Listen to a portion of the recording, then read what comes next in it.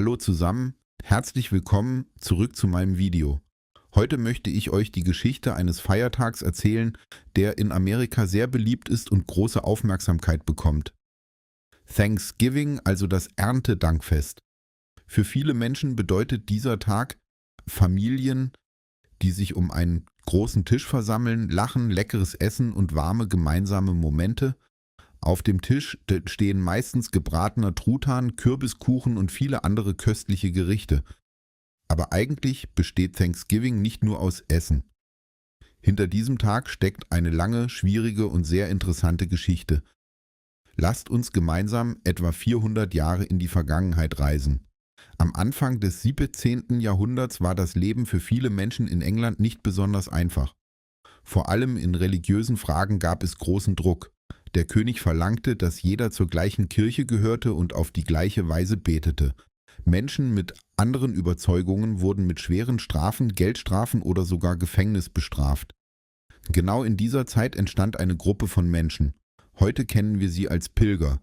Diese Menschen wollten ihren Glauben auf ihre eigene Weise ausüben. Doch in England war das fast unmöglich. Außerdem gab es nicht nur religiöse Probleme.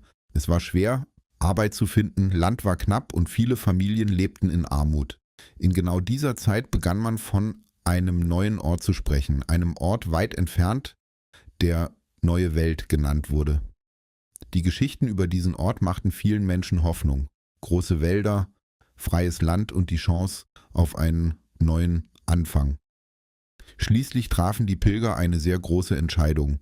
Sie würden alles hinter sich lassen und sich auf den Weg in eine unbekannte Zukunft machen.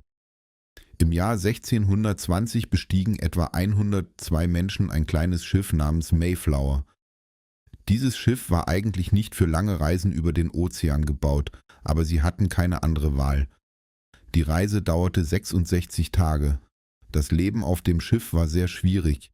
Der Platz war eng, die Luft feucht und Stürme ließen das Schiff ständig schwanken.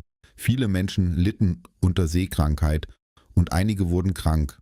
Stellt euch das einmal vor, mehr als 2 Monate lebt ihr an einem dunklen und engen Ort und wisst nicht einmal, wie eure Zukunft aussehen wird. Doch die Pilger verloren niemals ihre Hoffnung. Nach vielen langen und schwierigen Wochen sahen sie schließlich Land am Horizont. Aber das Leben, das sie erwartete, war nicht so einfach, wie sie gedacht hatten. Als sie im November Nordamerika erreichten, hatte der Winter bereits begonnen. Es war sehr kalt. Es gab weder Häuser noch Farmen noch einen warmen Kamin. Sie hatten nur ein paar Werkzeuge, sehr wenig Essen und etwa 100 erschöpfte Menschen. Der erste Winter war wirklich sehr hart für sie. Wegen Hunger, Krankheit und Kälte starb fast die Hälfte der Gruppe, also ungefähr 50 Menschen. Die Überlebenden gaben jedoch nicht auf. Sie beteten, unterstützten sich gegenseitig und kämpften weiter ums Überleben. Genau in dem Moment, als sie begannen, ihre Hoffnung zu verlieren, änderte sich ihr Leben. Denn sie waren auf diesem Land nicht allein. In dieser Region lebte seit langer Zeit ein indigenes Volk namens Wampanoag. Sie kannten dieses Land, die Wälder und die Jahreszeiten sehr gut. Die Pilger wussten nicht, wie sie die Natur nutzen sollten, aber die Wampanoag wussten es. Schließlich trafen sich die beiden Gruppen. Am Anfang waren alle vorsichtig. Beide Seiten kannten sich nicht und hatten Angst voreinander. Doch mit der Zeit begannen sie, sich gegenseitig zu helfen und zusammenzuarbeiten. Eine der wichtigsten Personen dieser Geschichte war ein Mann namens Squanto. Squanto konnte Englisch sprechen, weil er Jahre zuvor nach Europa gebracht worden war und dort einige Zeit gelebt hatte. Als er schließlich in seine Heimat zurückkehrte, traf er auf die Pilger und er entschied sich, ihnen zu helfen. Squanto zeigte den Pilgern, wie man Mais anbaut. Er erklärte ihnen, wie man Fisch als Dünger für den Boden verwendet. Außerdem zeigte er ihnen, welche Pflanzen essbar sind und wie man in den Flüssen fischt. Kurz gesagt, er half ihnen dabei zu überleben. Mit den Monaten begann langsam Vertrauen zwischen den beiden Gemeinschaften zu entstehen. Sie lernten voneinander, teilten Lebensmittel und arbeiteten zusammen und schließlich kam der erwartete Moment. Ein Jahr später, im Herbst 1621, gelang es den Pilgern zum ersten Mal, genügend Nahrung zu ernten. Sie hatten nun genug Vorräte, um den Winter zu überstehen. Um das zu feiern, beschlossen sie, ein Festessen zu veranstalten. Doch dieses Fest war nicht nur für sie gedacht. Sie luden auch das Wampanoag-Volk ein.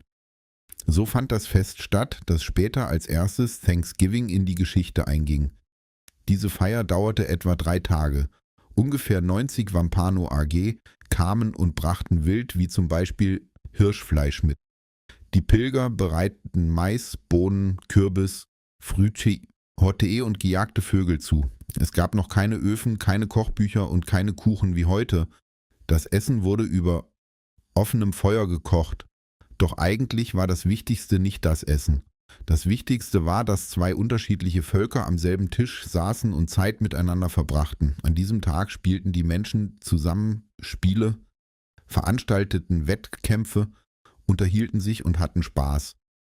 Dieser Moment blieb in der Geschichte als ein kurzer, aber sehr bedeutungsvoller Moment der Freundschaft in Erinnerung. Mit den Jahren erinnerten sich immer mehr Menschen an diese Geschichte und begannen daraus eine Tradition zu machen.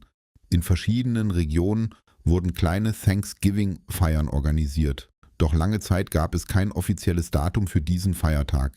Bis im 19. Jahrhundert eine Schriftstellerin namens Sarah Josepha Hale auftauchte. Hale schrieb jahrelang Artikel in Zeitungen und schickte Briefe an Präsidenten.